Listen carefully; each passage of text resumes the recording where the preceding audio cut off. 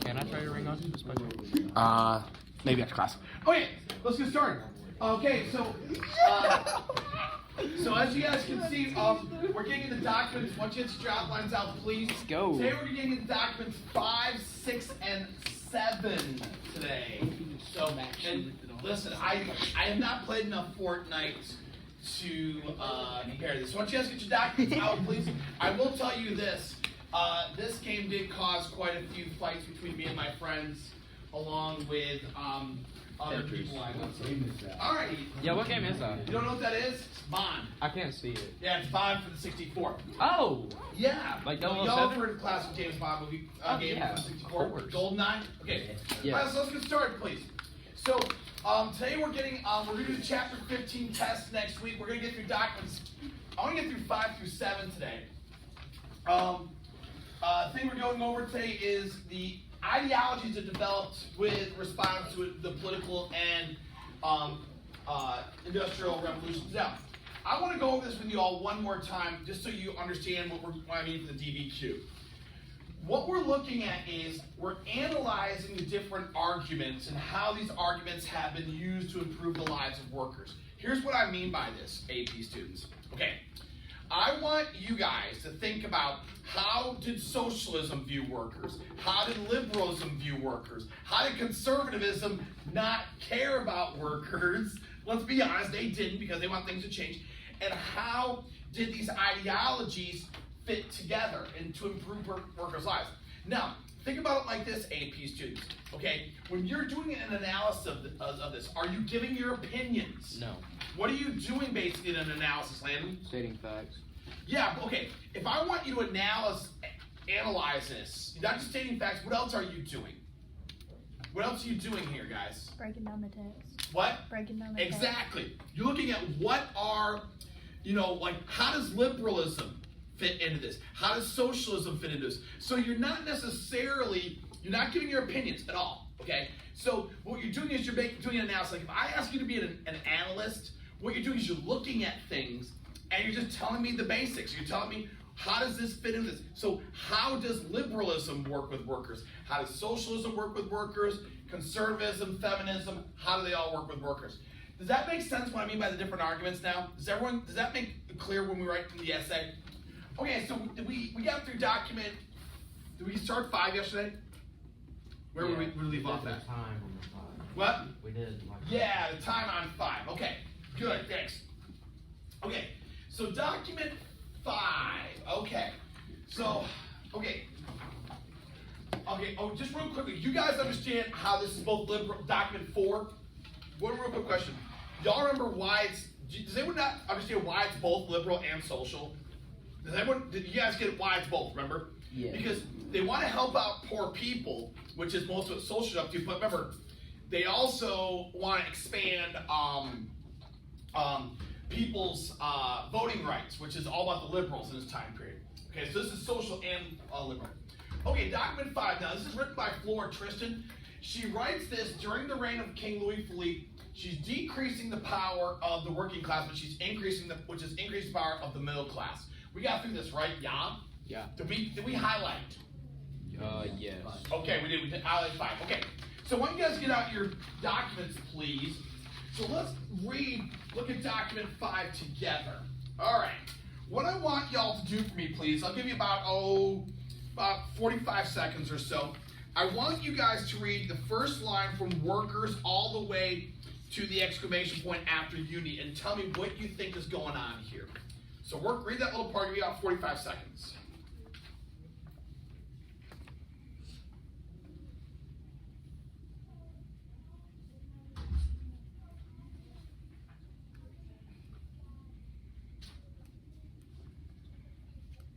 Once you're done, look up at me, please. I know you're done, please.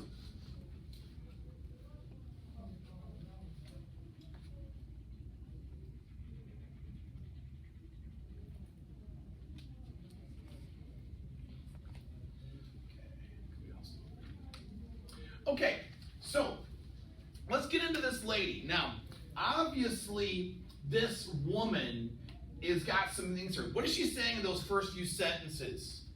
AP students, who wants to tell me, What is she saying here from that part you just read? What do you think she's saying, Landon? On the, like, they need to have, like, a rebuttal. Not a rebuttal. Like, they need to, like, create a union. And Yes. Why is unity important to her? Why? So what else? Why is unity so important to this lady? What's she trying to do here? What do you think, Walk? She's gonna help out the workers. Yeah. So she's saying that only through unity can workers make the. Oh, I'm sorry. I didn't go far enough. Make demands for the bourgeois. I should have read that whole part. My fault. I'm sorry. So yeah, she's saying that if you read those next two sentences, she believes that only through unity can workers be able to make demands from the bourgeois. Now, one of the things that's really, really, really important to AP students is this lady, she definitely feels that by workers getting together, they'll be able better to negotiate from the bourgeois. She's all in favor of unions and stuff. Now, think about it like this. Sometimes it's better to negotiate as a group than it is individually, okay? Because if you're negotiating as a group, ladies and gentlemen, I know some of you guys are my baseball guys. Of course, what's going on with baseball right now? Major League Baseball. They're locked out. They ain't playing, okay? So why is it better for them, do you think, to negotiate as a union versus Harper going out and going by himself, or Tatis, or any of these guys? Why do you think? Because one of my former students, her husband, plays for the Diamondbacks. I think I told you all that. He's a big part of the union. Okay, why is it better? Because he's not a star player for the Diamondbacks.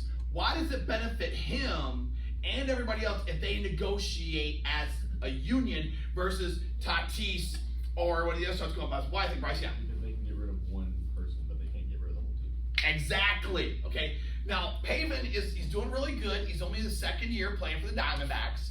Okay, I don't know the kid very well. I've never even met him, but I know her. I mean, his wife. She was one of my students.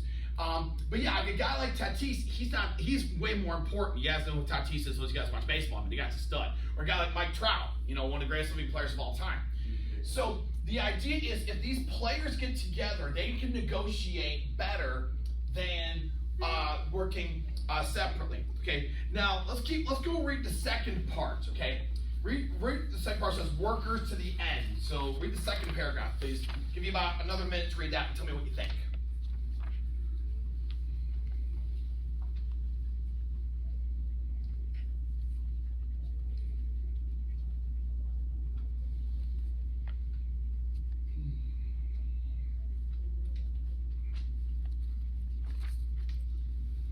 So I want you to look up at me, please. That way I know you're done. Thank you.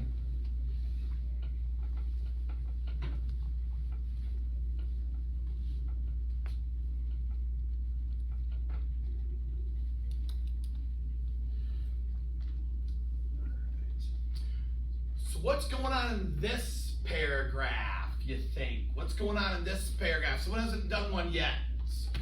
Okay. What do you think, Madison? What do you think she's saying here? Yeah, but she's all now. Who is her target audience, you think, in this? Who do you think? Walk? Yeah. The workers. Specifically, what kind of workers is she targeting in this one? Mackenzie, what do you think? Huh? Men. Why is she targeting male workers, you Because think? they have the power to speak up for women. Yes, excellent. So notice what she writes here. She says, workers, it is up to you who are the real victims of inequality and justice. Now, when she says workers, she's specifically writing about male workers, saying, male workers, you're the victims of injustice and equality, okay? She's speaking to males here, okay? Now, remember, at this time period, ladies and gentlemen, the majority of people working in these factories were guys, not females, okay? So remember, this is 1843, So she's saying to these male workers, hey, you are the victims of injustice, okay?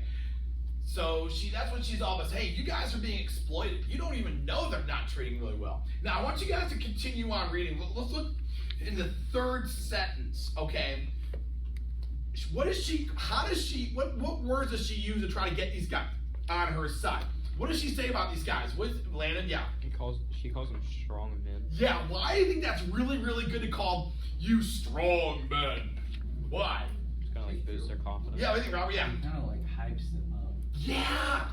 Now, she could call them what they are, which is sexist guys, because, yeah, you guys are a bunch of sexist jerks, even though that's what probably she's thinking in the back of her mind. But she says, you strong men. Hey, look at you. She's trying to convince these guys, you strong men. Think about tone. Think about who she's writing to here. Yeah, that's really good. Now, she also so she's calling them strong men because ultimately, what is her long-term goal? What's her long-term goal, AP students? What's her long-term goal? Unity. What? Not just gain rights to what? Unify everybody. Yeah, unify everybody. And she's saying that the unity of working men and women will benefit everybody. Going back to the argument I was making with baseball players. The reason why the baseball players right now, AP students, why they're all working, because listen, right now, none of them are getting paid, okay? Because they're, locked out, okay? So the reason why the big time players like the Tatises and the Trouts, they're willing to forego some money because they know in the long term what's going to happen. It benefits who by their strike? Who benefits from this? The players. But who when the players landed? Everyone. Everybody. So what she's saying here is working men and women. She's saying you need to all work together. She could say probably what she's thinking. Now, she's probably thinking in the back of her mind. She's trying to reach out to a certain demographic here. Okay? She knows if she doesn't appeal to males, they're not going to listen to her. That's why she uses the language. Does this make sense why language is so important? So obviously, this woman is trying to persuade people to get to her side. And then she does this really, really, really well. Does anyone have any questions with document 5, what she's trying to do here? Now, obviously, which ism is this, AP students? What ism is this, AP students? What is she? She's 2 isms. Socialist and liberal. And she is with the F. Feminism. Feminism, yeah. She is clearly socialist and she's feminist. Now, she's socialist because, why? What's she all about? What's the whole idea of socialism? Equal, working together, and she's feminist because who's she most concerned? Is she more concerned about male rights or female rights, AP students? Yeah, she's more concerned about females, by far. Am I going too fast? No. Okay, let's go to document 6. Okay. Oh boy, here's our fun guys, Marx and Engels. Okay. Now, so our authors, we have Karl Marx and Friedrich Engels. Frederick, same thing. Yeah. Now, these guys are educated, but they are Germans living in Italy. I mean, in England. I'm sorry about that. Yeah. So these are educated Germans who are living in England. Okay. Now, Marx and Engels. I know I mentioned you guys them earlier this year. Marx and Engels guys spent a lot of time in England because they weren't allowed to live in Germany. They had to flee. Okay. They actually marry the spouses of English factory owners, and they lived their lives in England. Now, what was the big ism in Prussia? Okay, other than militarism, how would you describe the Prussian government? Both these guys are from Germany. What ism was big there? Starts Louis XIV. What? Nationalism. Not nationalism. Which one? Absolutism. Absolutism. Now, they're coming from Germany, which is absolutist. England, because they have representative governments, is the home of which ism? Remember, we went over this one. We went over the isms. Which ism flourished in England? I went over this a few weeks ago with you guys. It's been a while. Okay, representative governments, free enterprise. What? Yeah, good, John. Liberalism. So they are from an absolutist part, but they're living in the liberal part. Now, I want you to think about this. They are really writing about conditions in Germany. Okay, they're writing about conditions all over the world, but they're commenting on German conditions. I want you to think about this, guys, because they're Germans living in England. Why can they comment on things in Germany? Now, they don't live there anymore, but why do they still have some validity in their writing? Why? What? That's our home. Okay, why is that important, you think, Preston? Okay, let me give you a wonderful example of this. You're 1,000% right. So there is a person from my home community of Bay County who works for the New York Times. And she wrote an article right before the pandemic hit in the New York Times all about Bay County. And some people were not big fans of the article. I don't really have an opinion about it. Okay, I actually knew her mom and dad a little bit.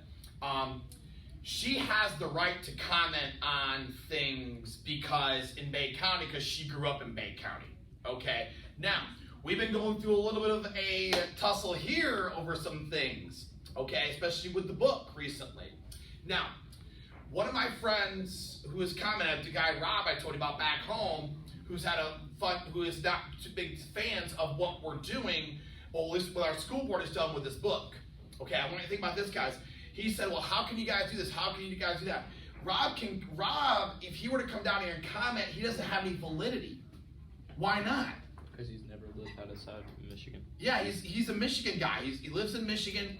He doesn't know what life is like. Like I tell people all the time, guys, it's one thing to live in an area and comment on the area, versus living somewhere else and commenting on somewhere else. These guys are living in England, okay, but they're from Germany and they're commenting on Germany. Does this make sense? So it's all about where the person is living, where they're from.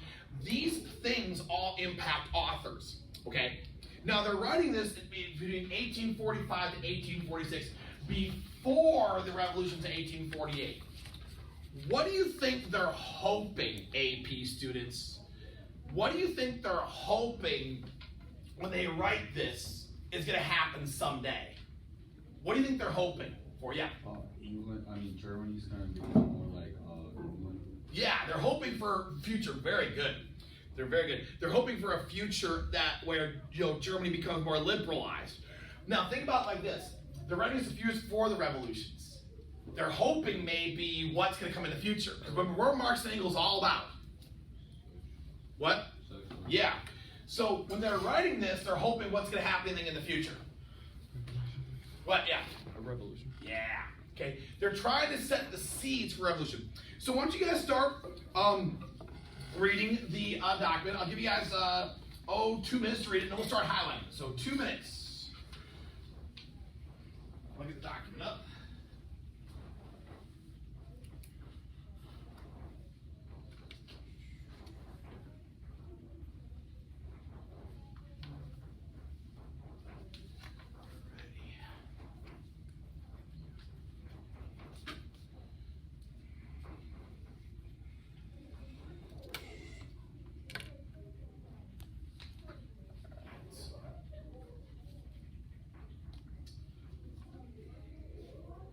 A little more than a minute to finish up, then we'll start highlighting. If you need a highlighter, there's one on my desk.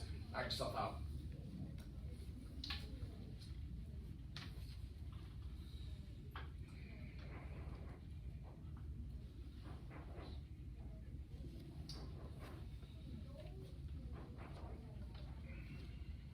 What you done reading? Look up at me, please.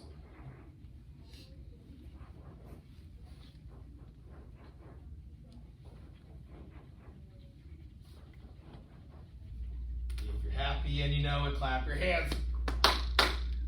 I'm sorry, I don't want to clapping going on. All right, let's do a little highlight. Alteration of man is necessary. Okay. Revolution, this revolution is necessary. And those of you that are online, I'll take a picture of this and put it into Teams in just a little bit. I don't really need to. Okay, ruling class without being thrown any other way. Okay. It can only in revolution succeed in a ridding of its muck of ages, fit to a society anew.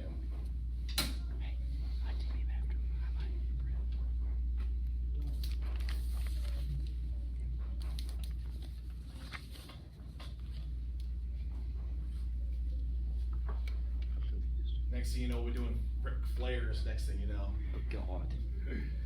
Oh, come on, you know what I'm talking about. Yeah. You know he's a big Michigan fan, by the way. Huge University of Michigan fan. You know who Ric Flair is? Really? You don't know who Ric Flair is? Like seriously? Yeah. He was a wrestler big in the 80s. So, yeah. Look him up. So, okay, is everyone get highlighted? We good? Okay, so Marx and Engels, why I love these guys. So, what do these guys want more than anything else, AP students? What do these guys want? Yeah. Revolution. You know, it's like a Beatles song. You say you want a revel. Thank you. Please say someone knows what I'm talking about. The Beatles are garbage. Oh, the Beatles. They're not a good band. Wow. Yeah. Don't ever go to England.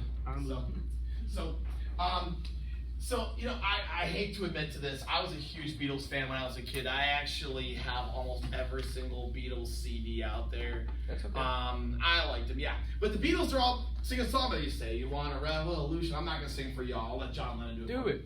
Okay, no. I don't. There's already enough people that suffer through my singing. We don't need to do this more. Okay, let's continue. So, what is he saying in the first sentence? What is the first two sentences? What is really important that Marx and Engels are saying in the first? What do they want more than anything else here, AP students? Someone hasn't answered one yet. What do you think, Aaron? What do you think he's saying in the first two sentences? What does he want more than anything else?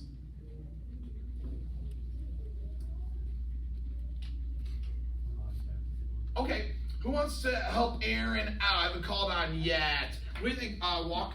No, he's calling on all men for a revolution.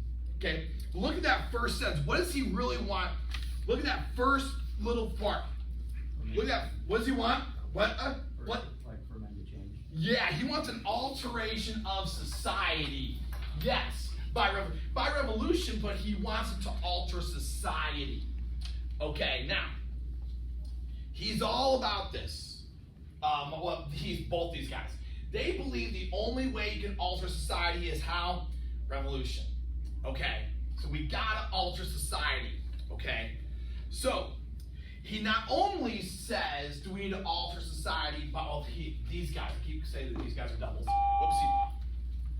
Malachi Harris, please report to Mr. Young's office. Malachi Harris, please report to Mr. Young's office. Oh boy. Okay, so people need to alter society by revolution. Excellent. Because in a revolution, what are they going to do? What class? Remember, because Marx is all about class struggle. So which class is going to go bye-bye? Middle. Yeah. What? Up class, middle class, but specifically the B class. Bourgeois. Yeah. So he's all about this. Whoops. Oh, doggone it. So. Okay. So, okay. The only way the ruling class or the bourgeois, so for ruling class, I typed that wrong. Can you put bourgeois instead? Because, guys, Marx and Engels hated bourgeois. Could not stand bourgeois. Okay? They drove them nuts. So the only way the bourgeois, or in bourgeois, it's, just put middle class. You can put middle class in the bourgeois. So the only way the ruling class, he's talking about bourgeois, middle class can be overthrown is by a revolution. It's the only way you can do this. Okay? Yep, that's the second thing he's all about. Only way a ruling class can be overthrown is by a revolution. Excellent. Well done. Okay. And the last part, okay, the last part we highlighted. Okay, but also the class overthrowing it can only in a revolution succeed by ridding it of the muck of ages and become fitted to a society anew. So, the last sentence, I want everyone to look at the last sentence. Okay? Someone hasn't answered one yet, please. Tell me what you think they're saying in the last sentence here before I call on you. What do you think's going on here in the last sentence? But the only class overruling it can have revolution rid itself of the muck of ages and become a society of new.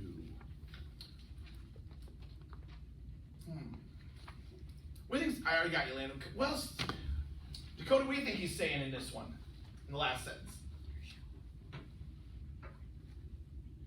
That if the revolution succeeds, it'll be like a new society. Beautiful. Yeah. Okay, because what are they going to remove that's going to make the society better? Who wants to chime in with this one? Walk. The class system. Yeah, class system. Yup. And Landon, I can see. What else were you thinking? No, I know what you're thinking. I can see. Look at you. That is gonna like eliminate the middle class to where it Yeah, it's gonna, remember, he's all about class struggle. He wants, guys, the only way people can rid the problems of the past is in a revolution and create a new society. Now, one thing you need to understand is the difference between liberals and socialists, okay? Liberals and socialists have two completely different ways, AP students, at looking at change, okay? Especially Marx. Marx and Engels, ladies and gentlemen, they're all about revolution. Remember, they're all about revolution and class struggle.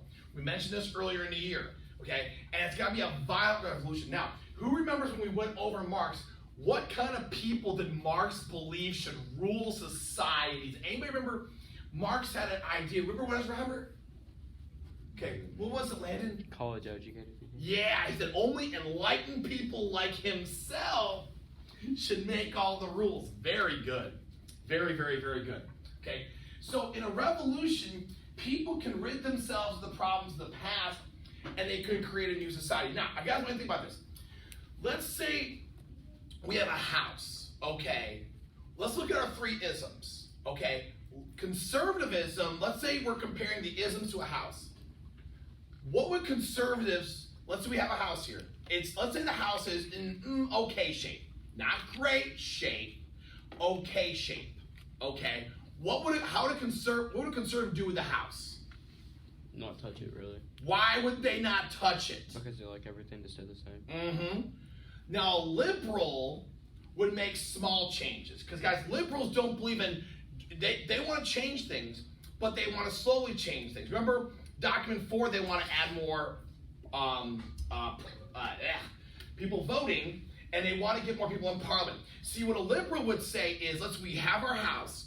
A liberal would say is, okay, the house is okay, the bathroom needs to be fixed up, the kitchen needs to be fixed up, the rest of the house is okay. So they're going to change things slowly, slowly, slowly.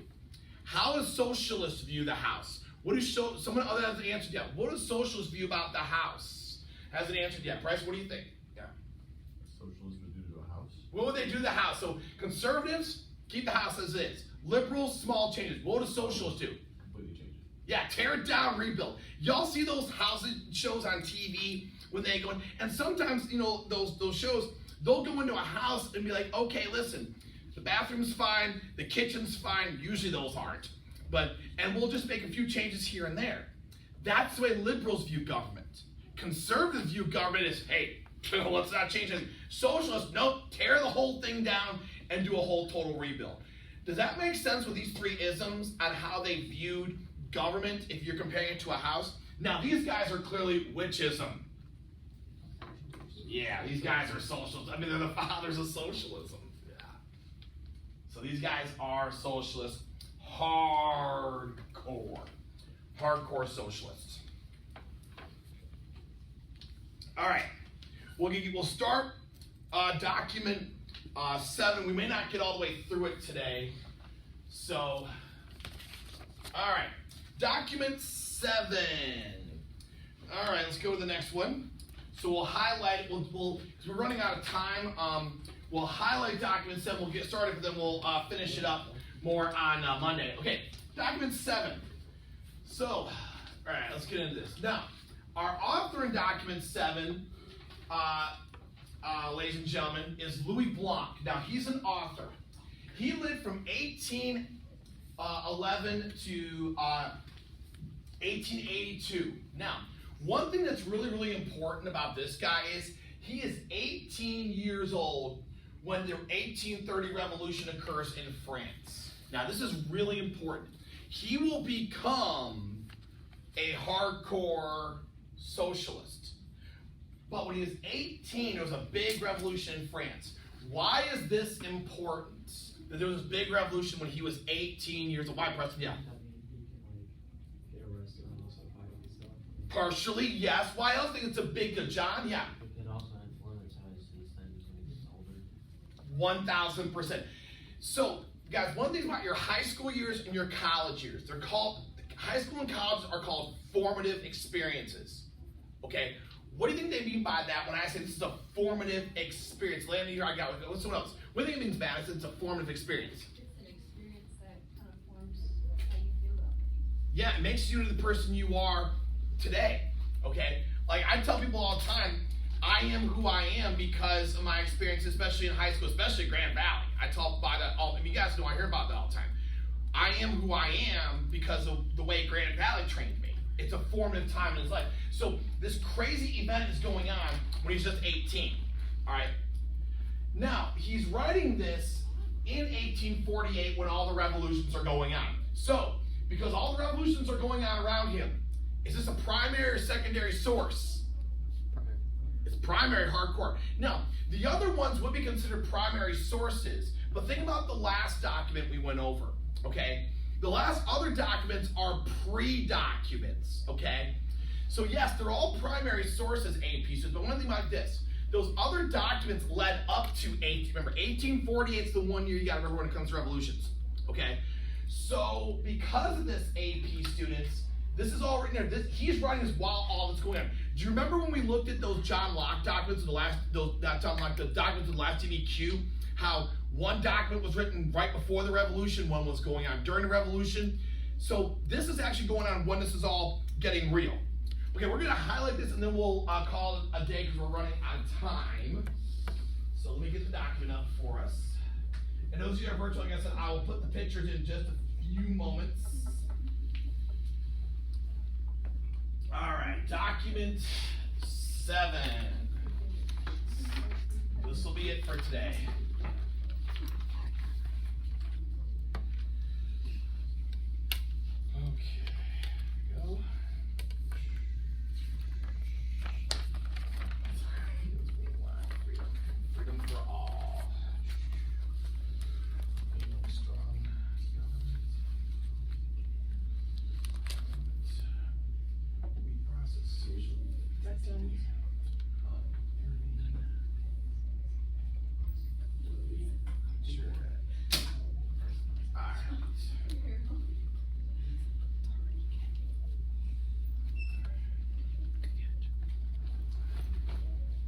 So I'll give you guys a little bit, make sure you highlight that up. I will also put pictures of this into Teams for you, so that way if you guys got any questions.